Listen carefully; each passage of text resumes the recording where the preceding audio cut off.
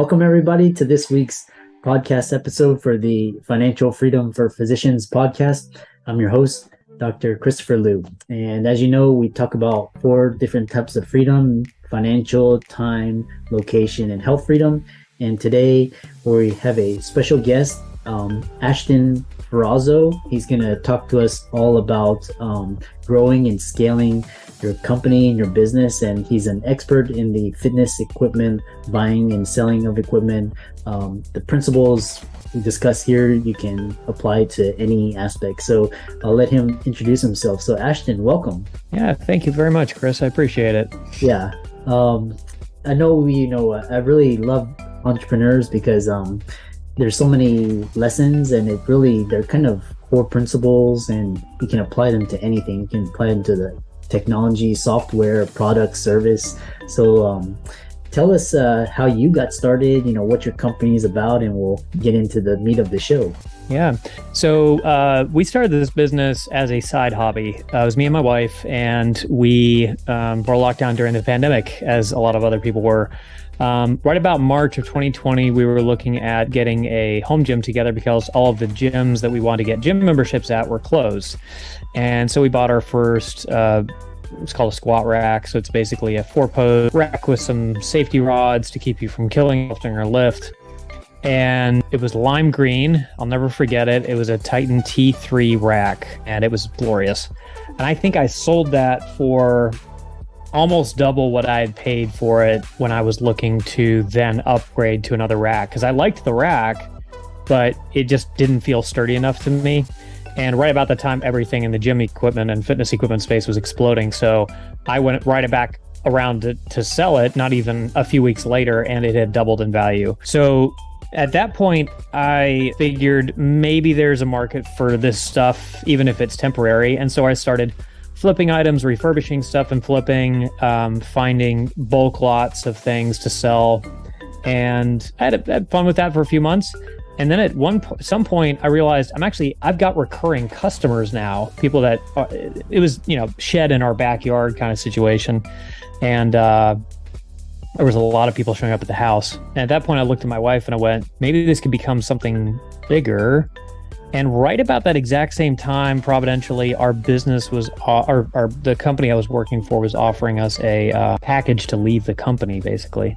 And so I was like, I'm not sure about that. They gave us about 6 or 8 months to think it over.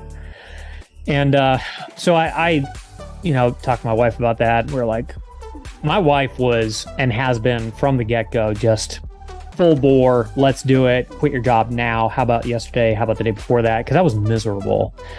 And I was like, no, let's test this out. Let's be careful. Let's do some case studies and things. So we did that for 6 months, and the business just took off. I mean, it just absolutely murdered. And in July, we went to an LLC. In November, I quit my job, took the package, and we've just been riding this wave ever since. So Freedom Fitness Equipment is the name of the company. We buy and sell fitness equipment. Mainly, I've got a big heart for used commercial grade equipment because it's just so much better and better built. I've seen Nordic Track treadmills crack in half under, normal loads. So we don't sell that stuff. But it's been fun because unlike my other job, which was in financial services, this is actually rewarding, and I can see the direct impact to the consumer. Health and fitness is a lifestyle. Yeah, that's a really interesting story. I remember, I remember just during the pandemic, people, because all the gyms were closed, and then people were just on Facebook Marketplace and Craigslist, wanting to buy like gym equipment so they could work out, which is interesting. And then I even saw like 24-hour fitness. I'm not sure if that franchise is there, but they were closed down, and they would sell all their equipment for really discounted prices. So oh wow, that was but what's interesting is, you talk about, this is interesting, is really, how did you grow a business, from your backyard to a nationwide company in less than a year? Yeah, so that was pretty difficult to scale, but for most entrepreneurs, the shipping and freight is the most difficult part of the puzzle, right? Because you go from hyper local if you can do it right and you can scale, you go from hyper local to nationwide with millions of eyeballs. And so I figured out early on that I need to find a way to be able to ship everywhere in the United States. So at the time we had some sort of a basic website. I think I was on a platform called I think I was on Wix initially and then BigCommerce. And those platforms didn't really have great options for integrating anything except for USPS and UPS shipping, which is fine for smaller stuff. But we have, fitness equipment. So that stuff is huge. Treadmill is, gigantic. And so I need to figure out a way to grow the business in a way and scale the business in a way to where not only would I look big and have enough inventory for customers all over the United States, but I'd also be de-risking myself. So I'd be, once COVID stopped, I wouldn't have to be just reliant on the Charlotte metro area for business. And so early on, I figured out there was a couple of websites that I used to scale that. So on our physical website for Freedom Fitness Equipment, we would put call for shipping quotes. And while that wasn't automated, it allowed us to pick up the phone or call somebody or talk to somebody that was in California and say, hey, we can get something out there.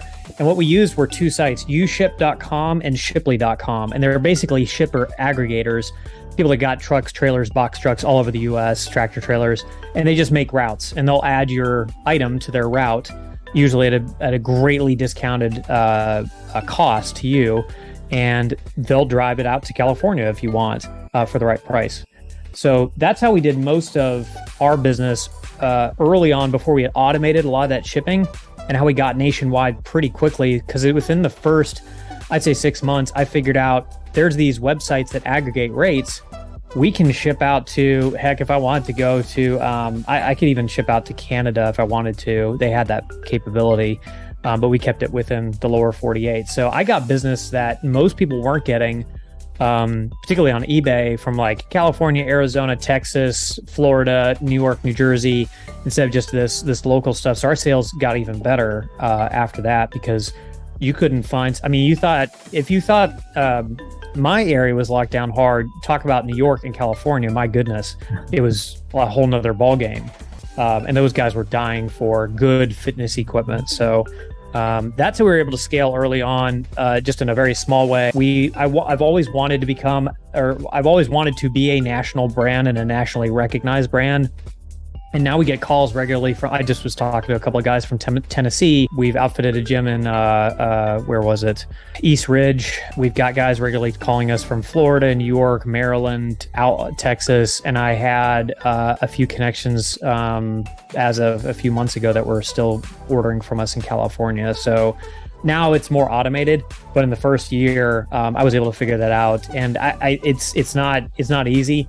You've got a lot of back and forth with shippers and suppliers, but when our turnover was fairly low, we didn't have a lot of inventory, it was much more manageable. Now all that's automated and we have freight, carriers and stuff, but that really put us on the map. Yeah, that's interesting. I have, in addition to the ideas, what's interesting is that my question is, with the supply chain disruption with COVID, did you experience any limitations in supply, and ever where you basically, you had so much orders but you couldn't ship it because there's no product? Yeah, so that's always been a struggle and always will be a struggle for guys like me.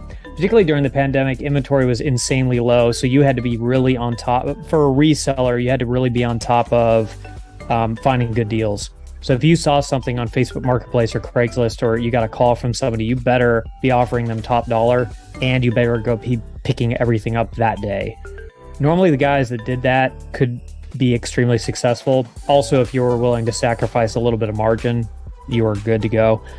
So basically pay more, make a little bit less. And yeah, so yes, it was tough. We had, I did a little bit of retail arbitrage. So I would see a deal on Walmart.com. They were deeply discounting some weight plates, and I would buy that, and I would just wait for the sale to go away, and we'd sell it at retail rate. Or, some of these other companies during the time had some good deals, but they were like flash sales. So we would buy up some of that inventory and then resell it locally.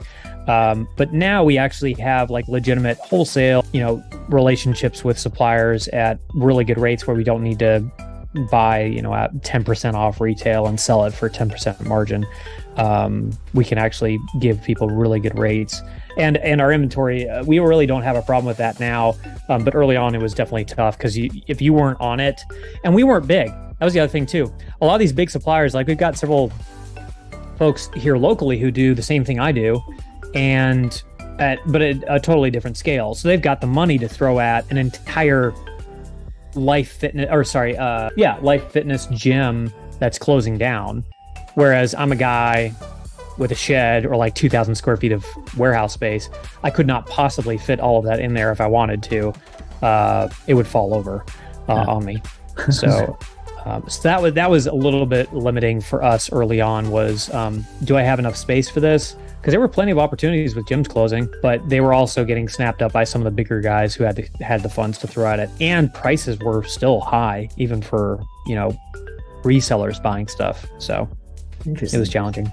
Yeah. And were most of your customers, they're just like, like average people, they just want to build a home gym, or was it like they want to, was it like fitness centers, they want to start a like outdoor, what was your customer like that? Yeah. So we still got a decent base of home gym owners because that demographic has permanently shifted. So in the past, home gyms were a thing, but they weren't really that big. They were maybe 3%, I think, of 2-3% of total gym goers, and it shot up to like, oh gosh, probably 20 or 30% during the pandemic, and now it's down and probably equalizing out somewhere at, I don't know, 6 to 10% maybe.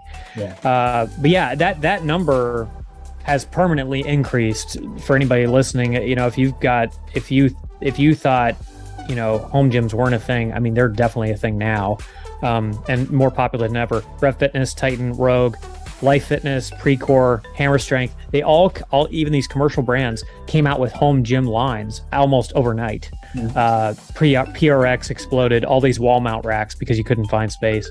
And so we capitalized on that, and most of our customers were home gym owners. We didn't really have, particularly during the height of the pandemic, we really didn't have commercial gyms or personal training studios coming to us.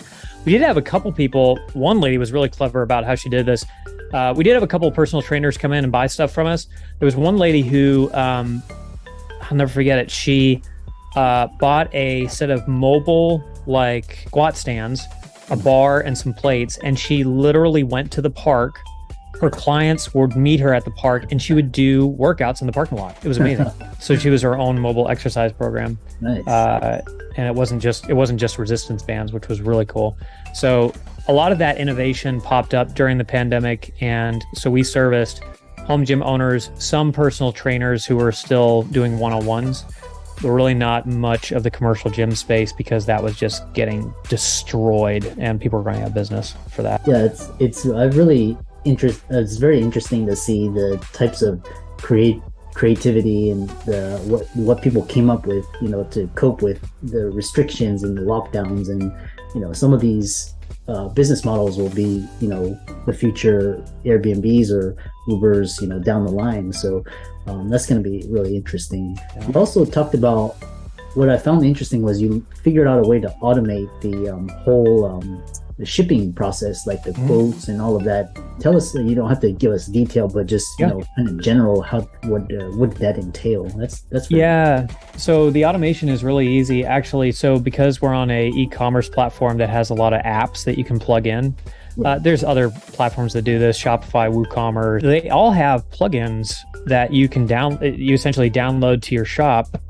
and then plug in via getting technical here, APIs. Basically, the app talks to your system, and what that does is, if somebody wants a squat rack, and the squat rack is 80 inches high, 45 inches wide, and 30 inches deep, those dimensions will automatically populate based on what I put in to the customer's cart, so that when they go to check out and they put in their zip code, it'll calculate a freight rate based on their location and the dimensions and weight of the item.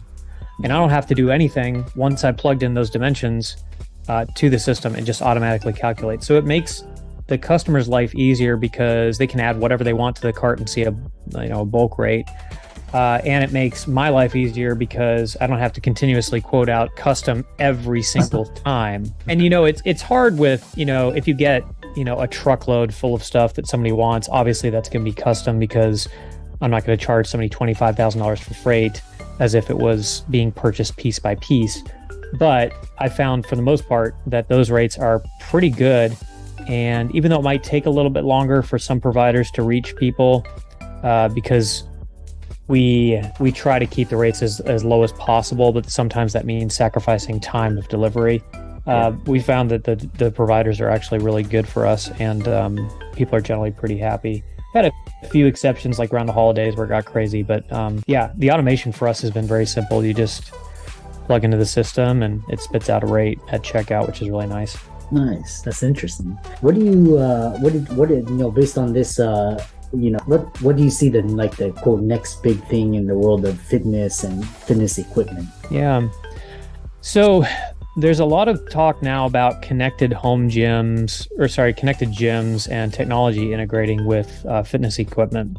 There's a lot of people who are still stuck on this analog thinking where I'm just going to lift heavy things and it's iron and metal and clanging and banging. And that's fine. I mean, they're probably that will always be an element of the gym and fitness experience. But with the pandemic, you saw a lot of providers pop up like Peloton, like Nordic Track, like, Tempo, Tonal, that created smart gym equipment. And in some cases, like Tonal has got an all-in-one system that you can just run via a mirror on your screen, in your home. I think that's going to become more and more prevalent, and it's going to help people because if, for example, my neck of the woods, I love powerlifting. So a powerlifter who wants to have the perfect lifting pattern, so they want to be perfectly vertical, have their shins in a certain position with their legs, and there are apps that will help you to do that. And if they can ever integrate that technology with a squat rack, with a barbell, so that all you have to do is open your app, I see exactly what kind of mistakes I'm making, here's how to correct those mistakes, that'll be huge, both competitively as well as just casually, because you can lift more weight, have more fun, see some data. And I think the providers that step on that are going to do very well. The problem is cost. Currently, it's very expensive to do all of that, but I think over time, it's going to get more and more, it's going to get better and more cost effective. That's what I see long term.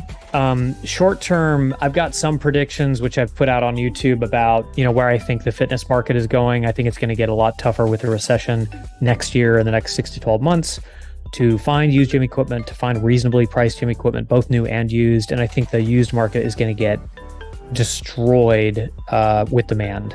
So you're going to have a lot of people going there because they don't want to pay new retail rates, which is fine. But then you're not going to have a lot of inventory. I mean, you think it's tight now, I think it's going to get significantly tighter. I could be wrong, but I think as recession hits, it's going to get significantly worse. Yeah, tech in the long term, demand in the short term, and home gyms are here to stay. That's for darn sure. I think that market share is going to continue to steadily, slowly increase, particularly with this tech boom. It's going to really help people with their home. Yeah, that's interesting. Yeah, I started picking up just equipment, and I didn't sell it, but I just used it for my own, and then slowly I didn't need to go to a gym, and I try to work out outdoors and kind of. Texas is harder, but I kind of train myself to endure the heat and the humidity. But this has been really interesting. How do people contact you, follow you? It's this is really entrepreneurial what you're doing. And yeah. So how can they do that? Yeah. So if you're interested in learning, so our business model takes more of a consultative approach. So, if you're walking into our store, I'm not interested in selling you something that's a super high margin, high money maker for us. I'm more interested I'm completely interested in your training style, lifestyle, space constraints, that kind of thing. So you'll get the same attitude from me over the phone as you will in person, which is hey, I'm looking for X, Y, and Z, and then I'll just ask you a bunch of diagnostic questions about whether you actually need that. Because we've reached out to recently like fire departments, and a lot of those guys, yeah, they want squat racks, barbells, and weight plates, but those guys are pretty strong anyway. Usually they need more cardio because they're having a heart attack running down a long driveway. So when people call me, which I'd love for them to, you can go to freedomfitnessequipment.com and contact us. I try to consult with everybody. If anybody has any questions about fitness equipment or fitness in general, I'd love to help. We're on YouTube, Instagram, Pinterest, LinkedIn, TikTok. I mean, literally, you name it. We've got all sorts of long and short form video content. And then we've actually got right now, we've got a couple of writers writing for us that are attempting to help people out with different aspects of lifting and training and home gym life. So yeah, freedomfitnessequipment.com is probably going to be the best bet if you Google us, and then you can find us anywhere online through pretty much any of those social media channels. And feel free to call me. I put out my number on a couple of podcasts, so I don't have a problem with people calling me if they hear this podcast. My number is 980-216-4860. And that'll just route you straight to our business line, which is really just my personal cell. Yeah, and for all the listeners and the audience out there, hopefully you had some key takeaways from Ashton's talk, and I certainly got a lot of interesting insights, and it's really interesting, and I love the story of growing and scaling. So all of Ashton's resources will be in the links and show notes. Be sure to check him out on YouTube and all of these channels, and thanks so much, and we look forward to hearing about your future success.